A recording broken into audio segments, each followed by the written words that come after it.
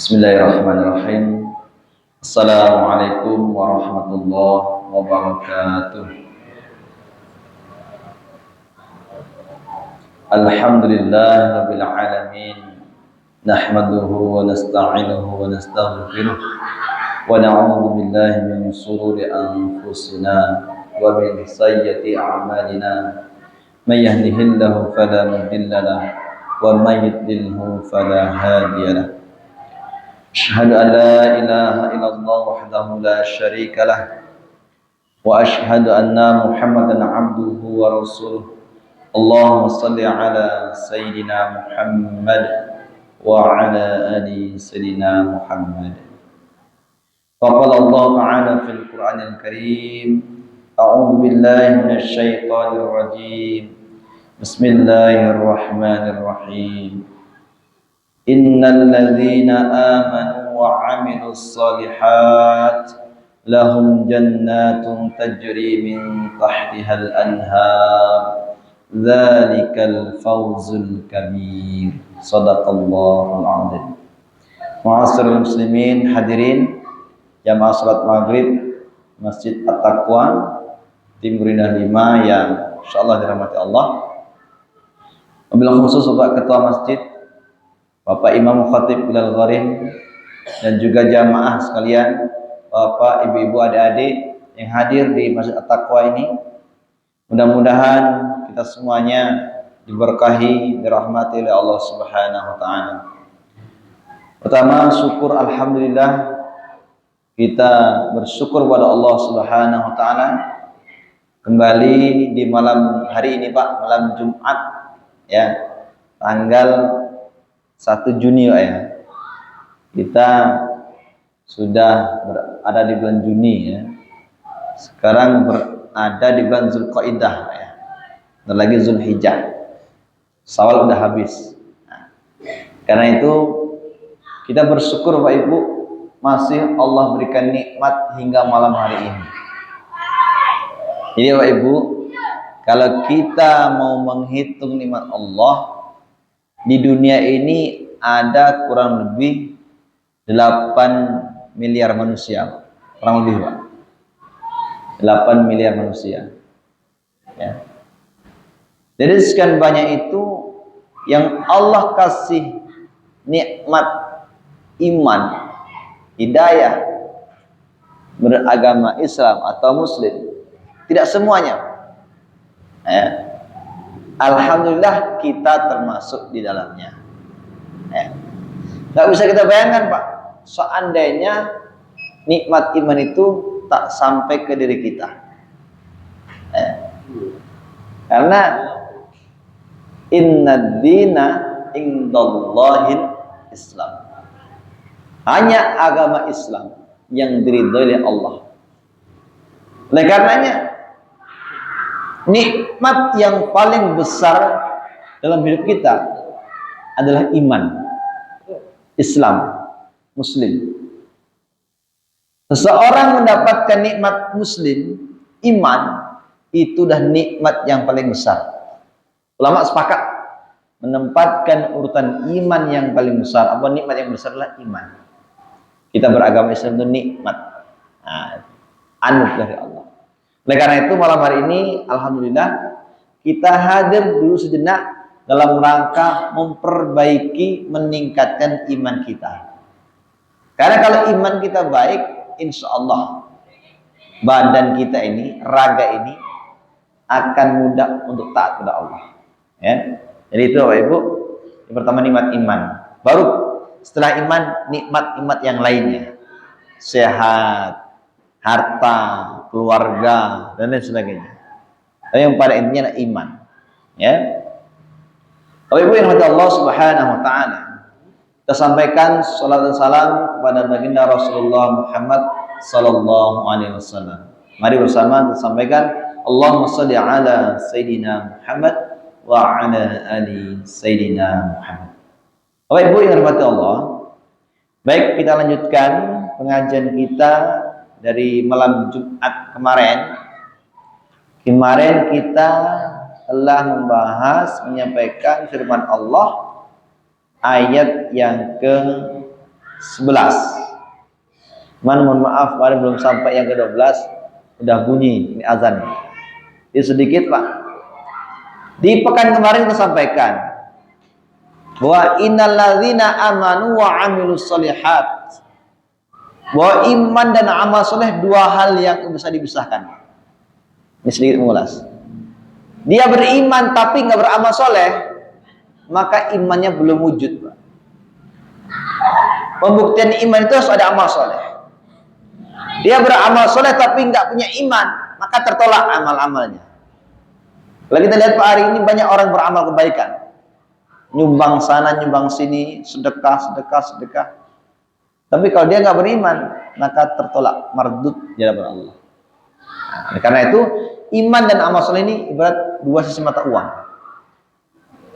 Jadi diterimanya iman kalau ada amal soleh, terbukti dengan amal soleh. Diterimanya amal soleh kalau ada iman. Kemudian Allah sampaikan balasan orang yang beriman dan beramal soleh adalah surga yang mengalir di bawahnya sungai-sungai. Adik malam kemarin hadir nggak malam Jumat kemarin? Hadir nggak sini? Hadir. Masih ingat? Sungai apa saja yang Allah sediakan di surga? Sungai madu, sungai khamar, sungai Nil, sungai Nil, sungai susu, ya, sungai dengan air biasa, ya. Air. Allah sediakan berapa soleh? Allah sediakan di mana? Di surga. Nah, di akhir ayat ini Allah sampaikan dzalikal fawzul kabir. Kata Allah, itulah kemenangan, keberuntungan yang besar. Bapak Ibu yang dirahmati Allah Subhanahu wa taala, dalam pandangan Allah, jika seseorang hamba telah Allah masukkan ke dalam surga, maka dalam pandangan Allah itulah keuntungan yang besar. Itulah kemenangan yang besar. Di dunia ini Pak, kalau kita lihat Pak, orang bangun rumah 2 tingkat, elok rumahnya Pak. Dalam pandangan manusia dia sukses, beruntung dia menang dalam rangka mencari harta. Kita lihat tetangga kita beli Pajero Sport atau Fortuner atau mobil. Dalam pandangan manusia, makasih ya. Semoga Allah ya. Dalam pandangan manusia, dia beruntung, dia menang. Seseorang menang dalam pencalonan wali kota, Pak. Menang dilantik. Dalam pandangan orang dia menang pemilu. Beruntung dia. Dapat tunjangan, dapat fasilitas, dapat gaji, dapat kekuasaan. Benar gak Pak? Tapi dalam pandangan Allah belum tentu Pak dia menang. Ya, saya ulangi lagi Pak. Mobil, rumah, jabatan, apalagi dalam pandangan manusia bisa jadi dianggap menang, dianggap beruntung, dianggap kemenangan yang besar dalam pandangan manusia. Tapi dalam pandangan Allah dikatakan kemenangan ketika seorang itu telah dimasukkan dalam surga oleh Allah. Dia menikmati surga. Nah, terkadang Bapak Ibu ada yang silau, ada yang terheran-heran melihat kemenangan yang dicapai di dunia. Islam tidak melarang umatnya kaya, Pak. Boleh kaya. Dengan kekayaan itu jika dia beriman, maka banyak amal soleh yang bisa dia perbuat. Benar nggak, Pak? Dia bisa bayar zakat, dia bisa bersedekah, dia bisa bangun masjid misalnya. Dia bisa pergi ke tanah suci. Sekarang berapa Pak ongkos haji Pak? 60-an Pak ya? Nggak nyampe? 50-an? 50-an haji. Nah itu dituntut kita punya duit, kita punya uang. Kalau dulu 25 juta baru dapat antrian. Ya, atau sekarang tidak melarang umatnya kaya. Kalau umat Islam kaya, banyak hartanya, dia beriman, maka kekayaannya itu bisa menjadi amal soleh yang banyak, Pak. Orang tak bisa naik haji, dia bisa naik haji. Orang tak bisa bersedekah, dia bisa bersedekah. Orang tak berkorban, dia bisa berkorban. Itu. Ya. Jadi Bapak Ibu yang dirahmati Allah Subhanahu wa taala. Sekali lagi dalam ayat ini Allah sampaikan keuntungan yang besar ketika seseorang itu dimasukkan oleh Allah ke dalam surga. Dan ini membuka peluang, Pak, tidak hanya orang kaya. Orang yang sehat maupun sakit. Kalau dia beriman beramal soleh, Allah ridho, surga, menang ya. Orang kaya maupun miskin. Yang miskin ada peluang nggak masuk surga, Pak? Ada. Syaratnya iman dan amal soleh. Ya. Yang punya kekuasaan maupun yang tidak punya kekuasaan. Ya. Yang sehat badannya maupun yang cacat, semua berpeluang masuk dalam surga. Dan kata Allah, "Dzalikal fauzul kabir." Kemudian Bapak Ibu, Allah SWT, oleh karena itu kita ketika sedang diuji oleh Allah, hendaknya kalau melihat ayat ini tidak mudah berputus asa. Karena kalaupun Allah uji dengan sakit, sifatnya sementara. Allah uji dengan yang tidak kita sukai, sifatnya sementara. Karena dunia ini hanyalah sementara, dan nanti di akhirat itulah kemenangan yang besar yang Allah janjikan. Di ayat yang ke-12 Allah sampaikan, "Inna batsya rabbika lasyadid." Sesungguhnya azab Tuhanmu benar-benar keras. Bapak Ibu yang dirahmati Allah SWT, ini masih berkaitan dengan kisah Ashabul Ukhdud yang kemarin saya ceritakan. Masih ingat adik-adik, Bapak semuanya? Berapa korban yang meninggal di dalam parit yang ada apinya? Saya ingat berapa ribu? Kurang lebih, Pak, 20.000 orang, Pak. Ya, banyak nggak, Dek? 20.000 orang, Dek? Banyak. Dan itu nyawa, Pak. Ashabul Ukhdud itu, Bapak Ibu, yang saya ceritakan kemarin, membunuh 20.000 orang. Sadis bunuhnya, Pak. Kalau dibariskan, ditembak, ini dibakar, Pak. Dia buat parit, buat siring di dalam, sekali bakar, dibakar. Mengapa dia dibakar? Karena dia beriman kepada Allah. Bagi yang tidak beriman tidak dibakar. Jadi dibakar karena beriman kepada Allah. Nah, di sini Allah yang menegaskan bahwa sungguhnya azab Tuhanmu benar-benar keras. Maksudnya, ketika orang-orang itu menyiksa orang yang beriman, Allah dengan mudah bisa membalas. Ya. Tapi di ayat yang kemarin Allah membuka pintu ampunan. Yang mau bertobat masih diampuni oleh Allah. Tapi kenyataannya nggak bertobat orang-orang Ashabul Ukhdud itu. Tapi di ayat ini Allah sampaikan, sesungguhnya azab Tuhanmu benar-benar keras. Ya, karena itu, Bu yang dirahmati Allah Subhanahu wa taala, ini peringatan bagi kita bahwa kisah Ashabul Ukhdud itu Allah nggak pernah luput terhadap itu. Kalau Allah mau membalas saat itu juga, mudah bagi Allah. Ya, mudah bagi Allah. Tetapi mengapa Allah nggak balas saat itu juga? Ya, Allah ingin pelajaran untuk kita yang hari ini. Ya. Sangat mudah. Kaum terdahulu mudah. Allah jungkir balikan kampungnya. Allah hujani batu. Allah kirim dengan air yang besar. Mudah bagi Allah. Ya. Kaum Samud ini Allah ancamkan azab yang sangat keras. Keras kata Allah, itu keras nyata. Dan dengan kita, ya, Kita ini kerasnya masih relatif, Pak. Keras bagi saya, belum bagi Bapak belum keras, belum menyiksa.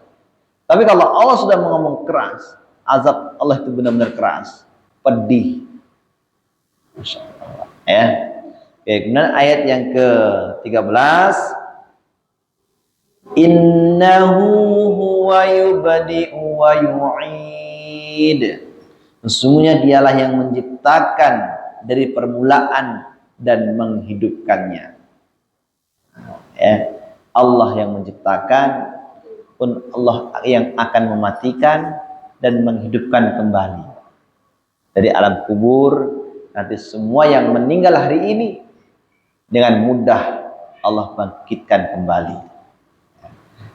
Dan di ayat yang ke 14 Allah sampaikan, wa huwal ghafurul wadud. Dialah yang maha pengampun lagi maha pengasih. Allah masih membuka ampunannya untuk orang-orang yang berdosa, ya. Untuk orang-orang yang pernah menzalimi orang lain, ya. Masih Allah buka untuk ampunannya. Nah, mungkin hari ini Pak, kalau kita melihat masa kelam kita, barangkali ada yang pernah kita zalimi saudara kita, walaupun gak secara fisik, mungkin secara hak-haknya, ya, kita menzaliminya. Allah masih buka pintu taubat. Tapi dengan syarat juga kita kembalikan yang pernah kita zalimi dulu, Pak. Nah, ya. Kemudian berikutnya lagi ayat yang ke-15 Allah sampaikan, Dzul 'arsyil majid fa'alun lima yurid. Yang mempunyai arsy yang maha mulia, maha kuasa berbuat apa yang dikehendakinya. Di ayat yang ke-16-nya, fa'alul lima yurid. Sudahkah datang kepadamu berita kaum-kaum yang menentang? Allah menanyakan kepada kita dan Muhammad, kaum-kaum yang menentang. Di sini disampaikan, Pak, Fir'aun wa Samud. Ada dua yang Allah sebutkan di sini. Pertama Fir'aun, yang kedua Samud. Ini karena apa? Diazab oleh Allah, Pak. Ada yang tahu deh, mengapa Fir'aun diazab oleh Allah? Karena Fir'aun itu orang soleh atau orang salah? Salah. Dia diberikan oleh Allah surga atau neraka? Kalau Samud, kaum Samud ini kaumnya Nabi Soleh, Pak. Ya, Nabi Soleh. Samud. Nah, saya sampaikan, Pak, ya. Ada dua prinsip pokok, Pak. Mengapa orang-orang ini Allah berikan azab? Yang pertama, karena dia sombong, Pak. Ya, karena dia sombong. Apa bukti sombong? Dia tidak mau ikut ajaran nabi-nabi Allah. Ya. Fir'aun siapa nabinya, nak? Halo? Fir'aun itu di zaman Nabi siapa? Bukan. Nah, cakep. Nabi Musa. Apakah Nabi Musa belum berdakwah ke Fir'aun? Sudah atau belum? Nabi Musa udah ngajak Fir'aun beriman atau belum? Sudah. Apa sikap Fir'aun? Nggak mau, ngeyel, ditantang malah, Pak. Ya, diajak beradu tukang sihir. Nabi Allah ditantang. Ini yang membuat Allah murka. Ya, dia sombong, congkak, angkuh, tidak mau menerima kebenaran. Jadi gini, Pak, kebenaran itu kalaupun dia datang dari anak kecil, Pak, kalau itu benar, kita nggak boleh gengsi untuk menerima kebenaran itu, Pak. Nah, Misalnya mohon maaf ya. Kita wudhu. Ada anak yang dia belajar di TPQ, Pak. Nah, dia praktekin wudhu bersama gurunya. Pas dia nengok datuk wudhu, nggak basah sikunya. Bahkan naikannya tuh Pak nggak sempurna, kayak ini aja. Kalau ada anak atau cucunya yang ingatkan, itu kebenaran Pak. Sebuah nilai-nilai kebenaran. Bahwa tuh kalau wudhu itu tuh sampai sini tuh, wah dibuka. Sampai ke siku. Kalau wudhu cuma sampai sini, maka itu wudhunya tidak sah, mengakibatkan sholatnya tidak sah. Nah, itu. Walaupun itu datangnya dari anak-anak. Ini Nabi Musa ini Pak, pengembala kambing Pak. Ya. Fir'aun raja waktu itu Pak. Raja yang sangat-sangat ditakuti oleh rakyat. Di puncak kekurang ajarannya, ya, Fir'aun ini mendeklarasikan dirinya sebagai Tuhan. Faqala ana rabbukumul a'la katanya. Dan dia berkata, aku Tuhanmu yang maha tinggi katanya. Itu ada di Al-Quran. Allah abadikan perkataan Fir'aun. Ya. Bahkan untuk membuktikannya, dipanggilnya, saya bisa mematikan, membiarkan hidup atau matikan siapa yang saya kehendaki, kata Fir'aun. Untuk contohnya diambil nggak? Diambil seorang dari rakyat itu. Dibunuh di depan itu, mati. Nah, saya bisa membunuh kapan saya yang kehendaki. Untuk membuktikan bahwa dia itu mengaku sebagai Tuhan. Ya, Fir'aun. Dia sombong, angkuh, tidak mau menerima kebenaran. Samud ini juga Samud. Allah sampaikan, Samud ini Bapak Ibu kaum yang sejahtera Pak. Saya buka tadi Pak, saya baca. Rumahnya bagus-bagus Pak. Tergolong orang yang berhasil Pak dalam membangun tempat tinggalnya Pak. Bahkan bukit-bukit itu sudah diukir jadi rumah. Waktu itu belum ada Pak spator. Cuman bukit-bukit bisa di rumah, diukirnya. Tempat ini bukit. Kaum Samud. Tapi dia nggak mau menerima ajaran Nabi Soleh. Ya. Pada intinya dia membangkang, sombong, nggak mau mengikuti kebenaran. Itu yang pertama Pak ya. Jadi apa tadi pertama? Sombong, nggak mau ikut kebenaran. Ini hati-hati Pak. Jadi ketika ini, maaf ya, itu kalau sombong dalam bentuk besar. Sombong dalam bentuk kecil Pak. Yang lebih kecil lagi, ketika Allah panggil, wahai orang-orang yang beriman, ya kan? Untuk sholat berjamaah, ini hati-hati Pak. Kalau kita nggak mau, secara nggak langsung kita telah menunjukkan, walaupun mungkin nggak tahu persentasenya Pak ya, itu ada bibit kesombongan Pak. Allah manggil tapi nggak datang. Saya pernah Pak, mohon maaf, di perpisahan kemarin Pak, saya kan sholat di Masjid Poltekkes Kemenkes Pak, di dekat rumah sakit lama Pak. Tapi yang di Kemenkesnya. Jadi misalnya matikan handphone saat beribadah di masjid ini. Tidak ada panggilan yang lebih penting daripada panggilan Allah. Ini maksudnya jangan sampai panggilan di HP mengganggu kita sama ibadah. Disuruh matikan. Panggilan yang terpenting adalah panggilan Allah. Kalau kita sedang di ruang tamu Pak, HP kita berbunyi Pak, di dapur berbunyi. Cepat-cepat kita mengambilnya Pak. Benar nggak? Ngangkat telepon, siapa yang manggilin? Kalau ada azan, Allahu Akbar, Allahu Akbar. Ya. Belum. Ya. Itu yang manggil Allah, Pak. Nada deringnya jelas, pakai toa. Jadi kalau kita pahami, Pak, Allah memanggil kita 5 kali sehari datang ke rumahnya dikasih kemenangan. Hayya 'alal falah. Menang. Jadi siapa yang datang ke masjid, Allah kasih kemenangan. Jadi Pak, benar Pak.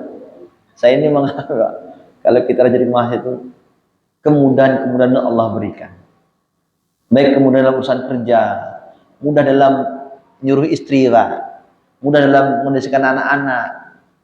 Kalau kita rajin ke masjid, full sholatnya di masjid, Allah bantu Pak.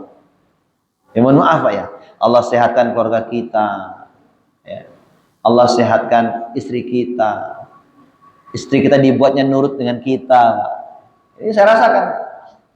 Bahkan urusan di kantor Allah mudahkan, karir Allah naikkan. Nah itu, ketika kita mendahulukan panggilan Allah, maka Allah yang akan memudahkan urusan kita. Nah, ya, gitu Pak. Jadi kita dengan bersegera memenuhi panggilan Allah. Saya ingat ya Pak, kata Ustaz Adi Dayat sini, ya. Allah panggil kita datang, itu standar imannya. Anda ingat kan Ustaz Adi ngomong, ya. Allah panggil kita, kita datang, standar imannya. Yang lebih mantap imannya itu belum dipanggil udah datang. Hai. Kita jadi bos misalnya Pak, jadi bos, punya karyawan, terpanggil, undang, yang datang duluan sebelum rapat dimulai, pasti kita ridho Pak, kita senang. Pas datang saat mulai rapat udah mau dimulai, masih mending nggak maklum. Yang datang di tengah-tengah rapat sedang berlangsung, nggak kesal kita Pak. Yang nggak datang sama sekali, karena dipertanyakan Pak, ada apa ini? Kalau nggak jelas alasannya, bisa jadi dimarahi Pak. Allah mengundang kita 5 kali sehari semalam. Masuk ke rumahnya, Allah yang menjanjikan kemenangan. Oleh karena itu, Bu Allah Ta'ala, mari bersama ya. Saya mengajak, mumpung masih ada waktu, ya, mumpung masih ada kesempatan, yuk kita penuhi dengan Allah. Nggak berat sebenarnya Pak. Rumah yang di Simpang itu, Simpang itu Simpang depan ke rumahnya kan, di seberang jalan lagi ya. Sampai sini dengan iman dan Allah mudahkan. Semakin jauh jarak rumah seorang dengan masjid, semakin banyak pahalanya. Apalagi kalau saya lihat di ini kadang-kadang jalan kaki, Pak Tata jalan kaki. Saya Pak John sekarang Pak. Pak John dulu awal pakai motor awal Pak John. Maksudnya ini. Kini jalan kaki Pak. Maghrib jalan kaki, subuh jalan kaki, zuhur jalan kaki. Zuhur kalau panas pakai payung dia. Pernah saya pas ketemu di simpang pos, "Kenapa nih Pak?" "Tidak Pak, jalan aja Pak." Ya. Bermotor ada pahalanya juga Pak. Jalan kaki ada juga. Ya, maksud saya gini Pak. Mumpung masih Allah berikan waktu kesempatan, jangan sia-siakan, karena kesempatan ini ada batasnya. Ya. Oleh karena itu, Bapak Ibu, Allah Taala tadi ya Allah sampaikan, apakah belum datang kepadamu berita tentang kaum penentang Fir'aun dan Samud? Apa membuat Allah itu murka kepada mereka? Pertama, karena dia sombong, nggak mau mengikuti ajaran-ajaran Nabi Allah. Yang kedua, karena dia menzolimi orang lain. Berapa banyak orang yang mati di tangan Fir'aun Pak, walaupun secara nggak langsung dengan tentaranya, karena perintahnya, ya. Nah, Ashabul Ukhdud ini juga Pak. Jadi yang singgung, apakah belum datang padamu berita-berita tentang Samud dan Fir'aun? Maksudnya apa? Allah Subhanahu wa Ta'ala sangat mudah menimpakan azab yang dulu pernah Allah timpakan kepada orang-orang terdahulu kepada kita sekarang ini. Ini Bapak Ibu, ini adalah Allah Ta'ala, ketika menzalimi seorang, maka Allah Subhanahu wa Ta'ala akan memberikan balasan seadil-adilnya. Ya. Itu Bapak Ibu, ini Allah Ta'ala, ayat yang ke-13. Ayat yang ke-19, sesungguhnya orang-orang kafir yang selalu mendustakan, padahal Allah mengepung mereka dari belakang mereka. Nah, ini Allah Subhanahu wa taala punya banyak cara, Pak, ya, untuk mengazab orang-orang yang tak beriman kepada Allah Subhanahu wa taala. Nah, hari ini Bapak Ibu, mohon maaf saya mengulas kembali, ya. Lagi momentum Idul Kurban. Nah, ya. Saya tadi share, Pak, sebuah kisah yang sangat mengharukan saya, Pak. Menginspirasi, ya. Menginspirasi kita sebagai umat muslim, ya. Saya dapat kiriman kisah seorang nenek-nenek yang dia pergi ke tempat penjualan hewan kurban. Tapi itu ceritanya udah kisah tahun berapa ya? Karena nominalnya itu masih 1.700.000 harga kambing itu, Pak. Sekarang udah 24, Pak, 25, ya. Jadi misalkan nenek ini datang mau membeli hewan kurban, ya. Udah lama mengumpulkan uangnya. Pas sampai di tempat pembelian hewan kurban, ditanya, "Nenek mau ngapain sini, Nek?" "Saya mau beli hewan kurban." "Ya, Mas, hewan kurban," kata nenek. Maka tanyalah, "Kambing yang paling kecil itu, Pak, yang paling murah 1.700.000, ya, ribu deh, 1.000, ya. Nenek mau duit berapa? Ya, saya bawa duit 1.500.000. Terima kasih adik, ya. Masya Allah, soleh. Silakan Pak, sambil dimakan, Pak, ya. Ya, bentar, Pak, ya.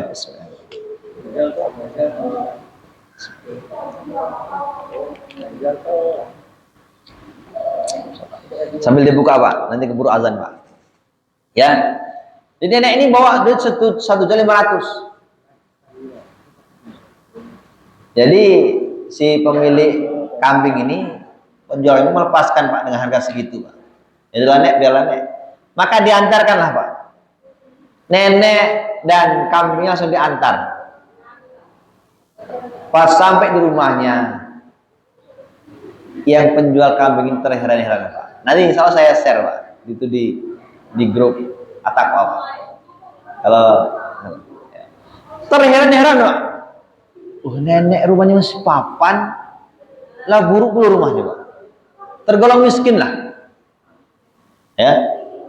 Tergolong miskin. Tertamparlah secara ini, Pak, yang menjual kambing tadi, Pak. Nenek yang semiskin ini aja dia bisa berkurban,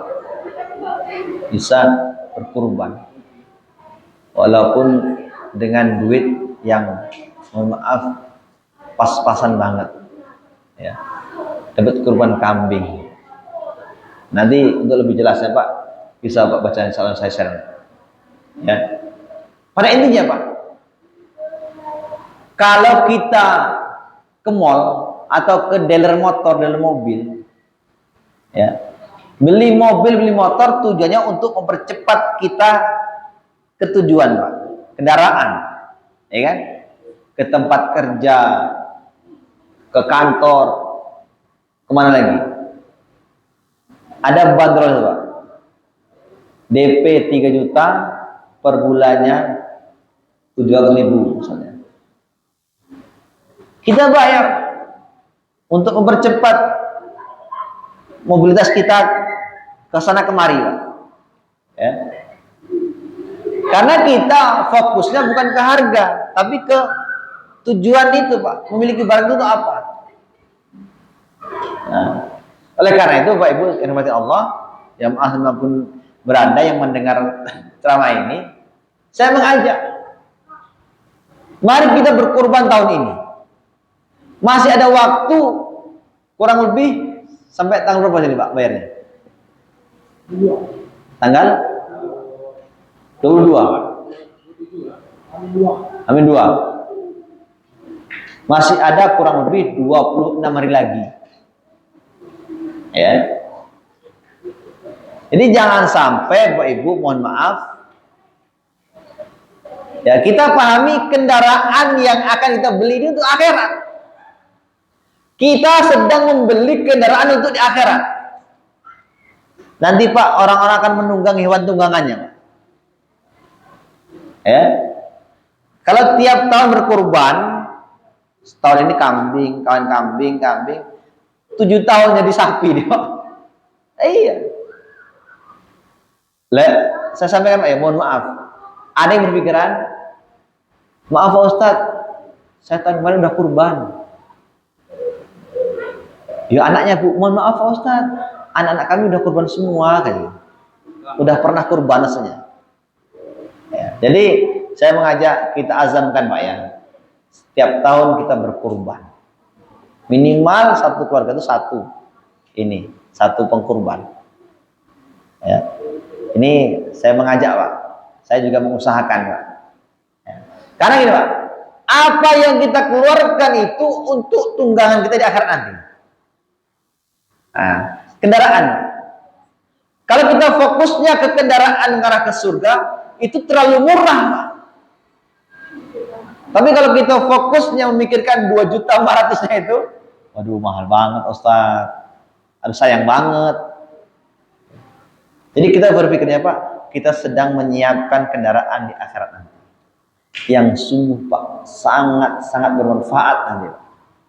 Yang saya sampaikan tahun kemarin Pak, bukan kemarin. Ya, ada di situ. Allah menghitung pahala itu Pak, sampai ke bulunya dihitung oleh Allah. Satu helai bulu, satu kebaikan dari hewan yang kita kurbankan. Rata-rata yang kita kurban itu Pak ada bulunya, benar nggak Pak? Ada nggak kambing yang nggak ada bulunya Pak? Ya? Sapi ada bulunya nggak? Ada. Ya kan? Kambing banyak bulunya Pak.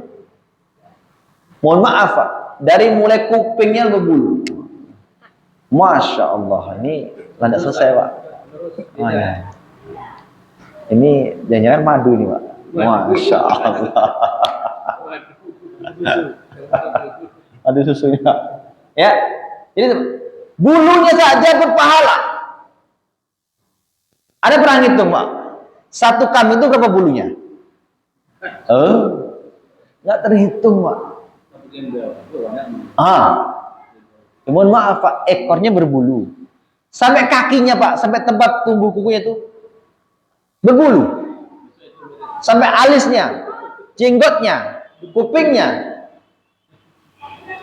Kita yakin Pak ya, Allah itu menepati janji Pak. Kalau Allah menjanjikan Rasulnya lewat hadis, satu bulu itu kebaikan. Ini harus kita tergiur Pak, harus bersemangat. Nggak ada lagi alasan untuk tidak berkurban. Karena kesempatan ini sekali setahun Pak. Sayang gitu loh. Bener gak? Ya kan? Sayang banget. Dan enaknya lagi, kita nggak perlu nyari kambing, nggak perlu nyari sapi, tinggal Pak Tata titip duit kurban. Ya. Oleh karena itu pada seluruh masyarakat RT berapa nih Pak? 19, 32, 35, 37, 21. Sudah enak sekarang Pak, difasilitasi oleh pengurus masjid. Kita nggak perlu payah-payah nyari kambing dan sapi Pak. Biarlah pengurus yang payah-payah nyari sapi dan kambing. Lah ya Pak. Lah disembelihkan, lah dikuliti, lah ditimbangi, lah diantar puluh kadang-kadang Pak ke rumah. Mujur kan dimasakkan sekalian Pak. Ya. Oleh karena itu, satu bulu itu kebaikan. Itu bulunya Pak. Bulu itu Pak sesuatu yang nggak dimanfaatkan oleh orang. Nggak Pak? Ada nggak kata kurban itu, Pak Tata saya minta bulunya saja? Nggak ada. Orang minta kulitnya, sampai di rumah bulunya dibuang Pak, dikerik, ada yang dibakar Pak. Intinya nggak dimakan oleh orang, nggak dimanfaatkan oleh orang. Yang nggak dimanfaatkan oleh orang aja Pak, Allah kasih itu pahala kebaikan, satu bulu satu kebaikan. Apalagi dagingnya. Gitu loh. Begitulah murahnya Allah. Harusnya dengan ini kita termotivasi, berazam, berembuk dengan istri, ya. Bu, gaji Bapak bulan Juni ini, Bapak untuk kurban. Kalau 5 juta gajinya Pak, gaji apa 5 juta, Bu, bulan ini mohon maklumi, cuman 2,5 juta yang saya kasih ke Ibu. 2,5 juta untuk kurban. Makan, gimana Pak? Makan seadanya dulu. Makan kangkung, pucuk ubi, terong, pucuk ubi, jengkol, nggak apa. Nanti pas hari raya kita makan daging. Istrinya soleha, iya Pak. Datang Pak Tata, telepon, Pak Tata ikut kurban. Saya memantau Pak, memantau di grup. Las 4 sapi masuk ke 5. Ya. At-Taqwa, Al-Hidayah masih bertahan Pak. Ya, sekarang 2 sapi, 2 kambing Pak. Nah, ya. Jadi mudah-mudahan Ibu masih ada waktu Pak. Jangan sampai pas udah orang Idul Adha kita belum berkurban, ninggal sebuah kurban. Mujur kalau kita ninggalkan anak soleh. Bapak pun ninggal belum berkurban tahun kemarin. Tahun depan saya kurbankan atas nama bapak saya. Surat almarhum misalnya. Misalnya Bapak. Kalau nggak kita ngerti, Pak, tahu. Kalau kita nggak tahu, nggak ngerti, nggak soleh, nggak mau, nyesel kita Pak. Orang punya tunggangan, kita nggak punya tunggangan. Nah itu, ya. Oleh karena itu, pikir masalah, ya. Kalau beli motor, jelas tujuannya untuk tunggangan di dunia. Yang di akhirat kita siapkan juga Pak. Karena akhirat ini kekal selama-lamanya Pak. Pasti yang kita tanam kebaikan di dunia ini akan kita panen di akhirat nanti Pak.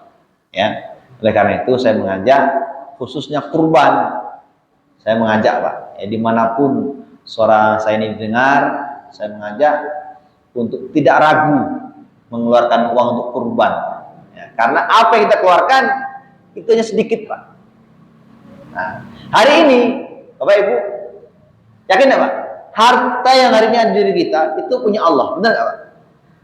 Adik-adik, hari ini di rumah ada mobil, ada motor, ada uang tabungan, ada mungkin ada berangkas di rumahnya, itu punya Allah. Ya. Kita hanya dititipi Pak. Sifat orang dititipi Pak harusnya nurut dengan yang menitipi. Pak Tata titip uang dengan saya. Pak Suratno titip duit 2 juta. Untuk apa Pak? Untuk misalnya beli semen 2 sak. Saya belikan 2 sak. Tata, dah semen sudah dibeli 2 sak. Lebih Pak Ustaz? Masih lebih. Berapa? 1.900.000 misalnya. Untuk apa Pak Tata? Nah, tolong belikan air minum tukang tuh. Yang snack juga tukangnya. Kira-kira saya sebagai yang dititip Pak, nurut enggak? Oke Pak Tata, siap. Bukan duit saya. Bukan uang saya. Harta kita ini milik Allah. Allah nyuruh. Inna a'tainakal kautsar fasholli li rabbika wanhar. Begitu banyak nikmat yang telah Allah berikan kepada kita. Maka Allah salat dan berkorban. Fasholli li rabbika wanhar. Berkorban. Berapa? 2.500.000. Allah minta tidak semuanya, Pak. Sedikit, sebagian kecil dari harta kita. Harta milik Allah, Allah minta untuk berkorban. Masa kita nggak mau? Malu kita Pak. Bahkan yang lebih ini lagi Pak, kata Rasulullah, jangan mendekati tempat sholat kami. Bagi dia yang mau berkorban tapi nggak mau berkorban. Nah ini tersinggung lagi Pak. Nggak ada orang yang sholat di lahir sini Pak. Yang sholat hanya yang berkorban itu. Tapi ini secara ini Pak, memang dianjurkan banget, ditekankan banget berkorban. Ya. Sebelum nanti Allah ambil secara paksa Pak. Mudah nggak kira-kira Allah ambil secara paksa? Mudah banget. Kayak Tata. Disuruh beli minum untuk tukang, disuruh beli kopi untuk tukang, nggak mau. Kata Pak Tata, "Tok, Tolong ambil duit ke Pak Ustaz Suratno tuh. Datang ke rumah. Ustaz, kata Pak Ustaz suruh ambil duit. Saya kasihkan Pak, segalanya. Allah ngasih kita duit, dititipi duit. Allah nyuruh kurban, nggak mau kita. Kata Allah, ini yang diambil paksa mudah bagi Allah. Kita dikasih, mohon maaf Pak, lagi bermotor, serempet mobil, patah kaki Pak, nginap di M Yunus misalnya. BPJS Ustaz, ya BPJS. Tapi ongkos mundur-mandir ke M Yunus, tidak sembuh juga ke Sangkal Putung, 2.500.000 tembus Pak.